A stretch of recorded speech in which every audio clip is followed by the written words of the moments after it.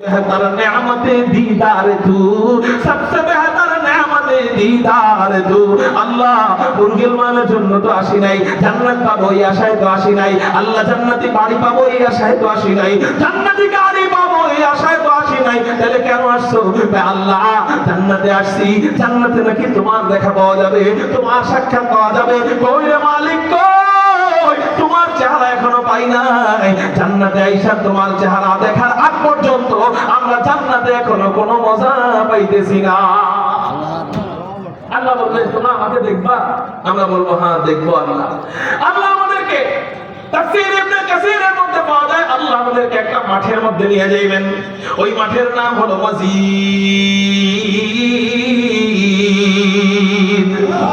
ওই মাঠ কত বড়, আরে সময় নাই, সময় থাকলে বুঝাইতাম। আমার আগে হযরত বললেন না হযরত জিবরাইল কত বড়, কয় জিবরাইলের পা জমিনে হাঁটু। আওয়াজ হয় নাই, জোরে বলেন হাঁটু। এই জিবরাইলকে আল্লাহ ডানা দিবেন 600, জোরে বলেন কয়শো। এক একটা ডানা কত বড়, কয় এক ডানা যদি মিলে দেয়, এক ডানার উপরের অংশ 7 আসমানের উপরে, এক ডানার নিচের অংশ 7 জমিনের নিচে। কয় ডানা? এক ডানা। জোরে বলেন কয় ডানা? এক ডানা। এরকম ডানা দিবেন আল্লাহ জিবরাইলের কয়টা? 600। একদিন জিবরাইল আল্লাহকে বললেন আল্লাহ 600 ডানার ব্যবহার চাই। আল্লাহ বললেন তাহলে 600 টাকা দিয়ে উড়ো। কোথায় বলবো? কয় জান্নাতে উড়ো। জান্নাতে উড়া আরম্ভ করছেন, কয়েকটা ডানা ব্যবহার হইছে আর জান্নাত শেষ।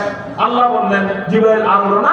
আল্লাহ জান্নাত তো শেষ, ডানা তো বাকি। আল্লাহ কয় না, জান্নাত শেষ না, জান্নাত তুমি যতটুকু চিন্তা, তোমার চেনার জায়গা শেষ, আরো জায়গা আছে, চলো তোমাকে নিয়ে যাই। কয় আল্লাহ কোথায় নিবেন? কয় চলো তোমাকে আমি মাজিদ নামক মাঠে নিয়ে যাই।